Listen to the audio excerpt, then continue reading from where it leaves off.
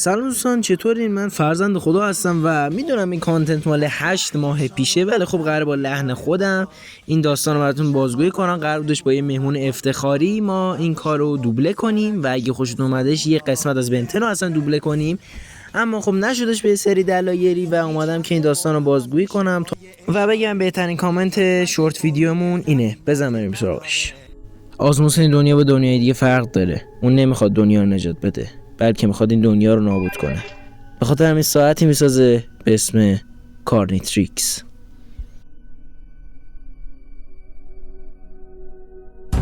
خوشحالیه آزموس یا طول نمیکشه، به خاطر اینکه دو نفری که برای هممون آشنا هستن وارد میشن، یعنی ویلگکس و تتراکس. اونا کارنیتریکس رو میخواستن. آزموس قبل از اینکه بمیره یه نامه میذاره و کارنیتریکس رو به کره زمین میفرسته. داخل نامش نوشته که اگه من نتونم جهان رو نابود کنم، کس دیگه ای میتونه قطعا. و وقتی که اون ساعت به زمین میرسه، یه بچه 10 ساله به اسم بنجامین تنیسون اونجاست. اون اول که ساعت رو میبینه تعجب میکنه، اما دستشو میبره جلو. ساعت کارنیتریکس مثل ساعت بنتن عادی نیستش که بیاد رو دسته. اون میره داخل دستشو پاره میکنه.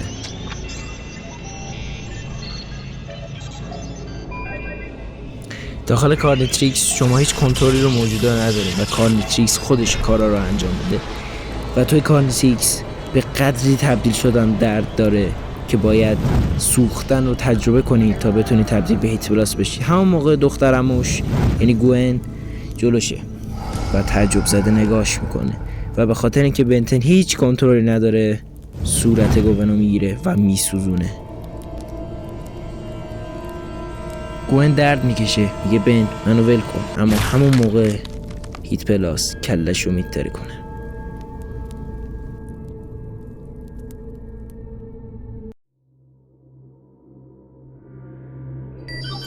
وقتی که بنتن به حالت عادی برمیگرده، همون موقع پدر بزرگش میاد، اونو صدا میکنه، اما بنتن بهش هشدار میده از اینجا دور شو همین الان.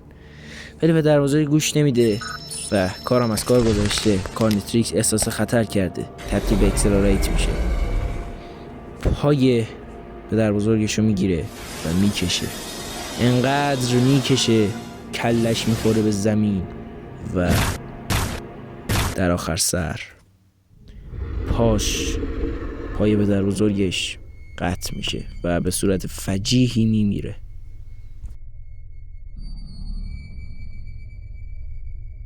بعد از اون کارنیتریکس میره داخل شهر و به سراغ بچه ها، بزرگترها و به هر کسی که ببینه میره و آخر سر نیروهای FBI وارد عمل میشن و اونجاست که کارنیتریکس بیشترین احساس خطر رو تجربه میکنه و تبدیل میشه به ایلین ایکس.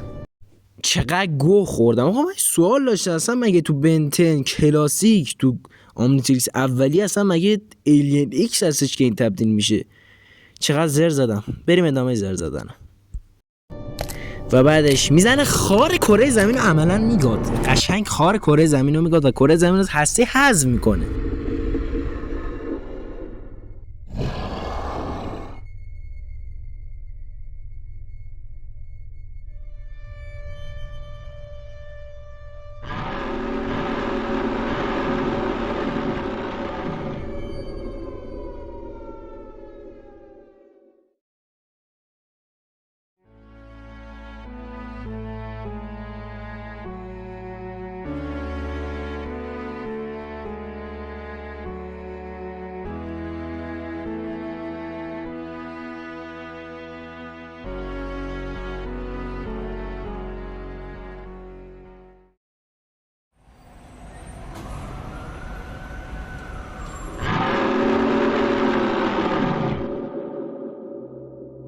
اما همون موقع دکتر پارادوکس اینا رو میبینه و همه بنتنای دنیا موازی که نمیشه گفت 4 تا از بنتنایی که ما دیدیم رو جمع میکنه تا بیان با کارنیتریکس مبارزه کنن.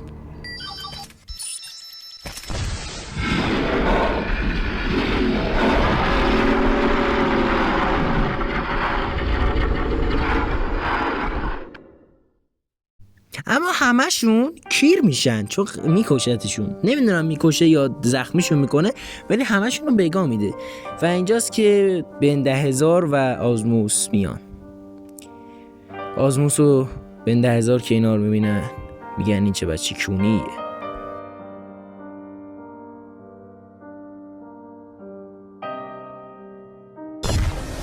همون موقع بنده هزار تبدیل به اتمیکس میشه و میزنه خار دستشو میگاد، به خاطر اینکه زیاد با اون دست استفاده آدم رو میتونه. و همون موقع آزموس کارنیتریکس رو برمیداره و میکنه تیکونش. و بعدش سلستیالا که همون نژاد گونه ایلینیکس هستن میان و دوباره کره زمین رو میسازن.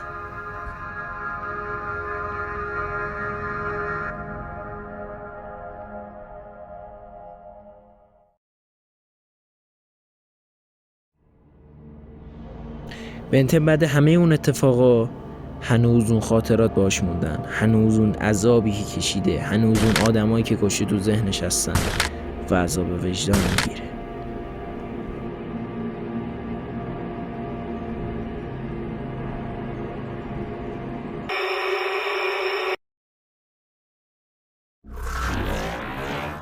اما دکتر پارادوکس مثل یه سیگما وارد میشه و بهش پیشنهاد میده که همه این دردا رو میخواد متوقف کنه.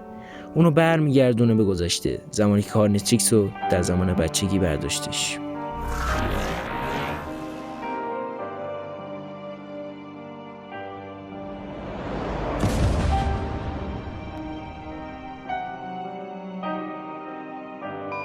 و اونجا زمانی که بنتن کوچولو قرار بودش کارنیتریکس رو برداره، بنتن بزرگتر دستش میبره جلو و بنتن کوچیک میترسه و فرار میکنه و برای همیشه کارنیتریکس از بین میره خطرش.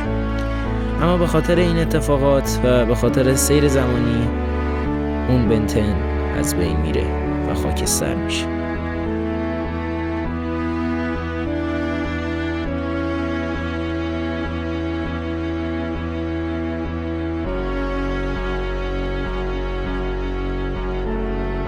چقدر گو خوردم تو این ویدیو. سابسکرایب کن.